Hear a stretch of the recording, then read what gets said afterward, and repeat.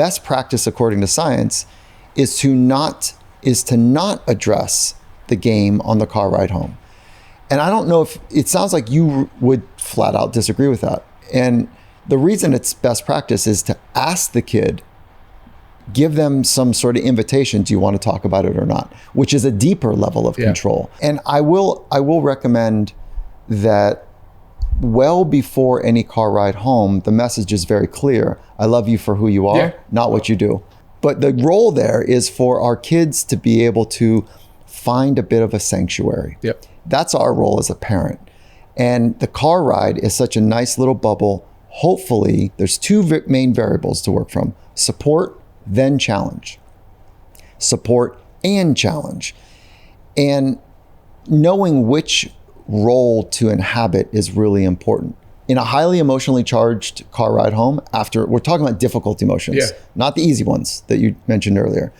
With highly charged, difficult emotions that are flowing, the way the brain works is that when we're flooded with emotions, it pulls resources from critical thinking.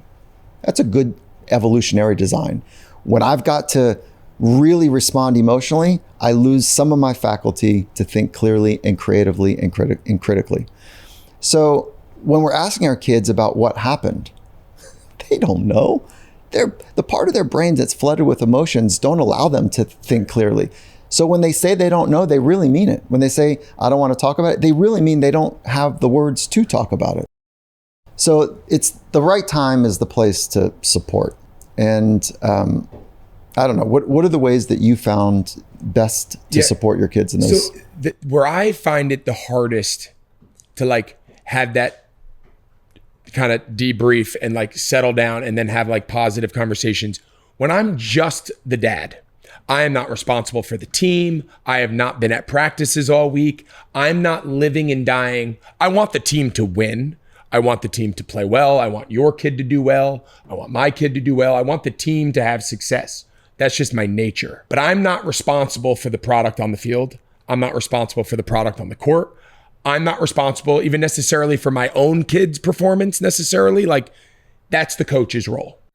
I'm in the stands. Yes, and when we get in the car, like, I'm going to give my kid my feedback. Hey, you didn't hustle. It's good, but it's always going to start with, did you prepare your most leading into this competition? Did you give all of your energy and focus?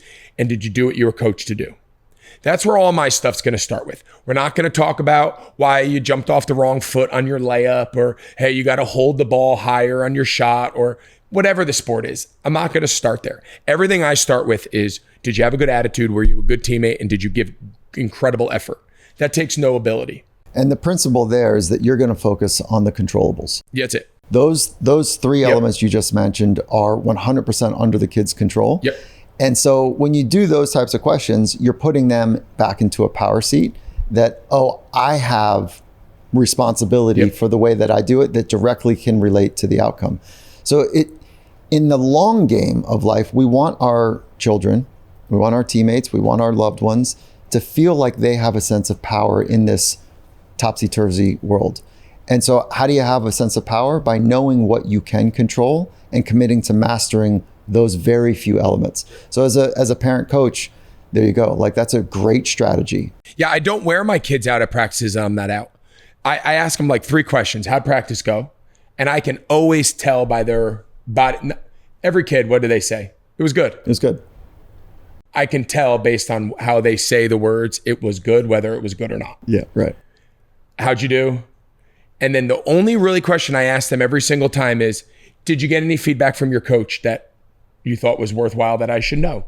And it could be, hey, we're going to try you at a new position this week. It could be, I like the way you're throwing. I don't like the way you're hitting. I don't like where your glove is. Need more time on footwork. Whatever. Yeah. Just, is there something that, did the coach say anything to you today that seemed like would be worthwhile for me to know that we can keep in mind as we prepare on our own?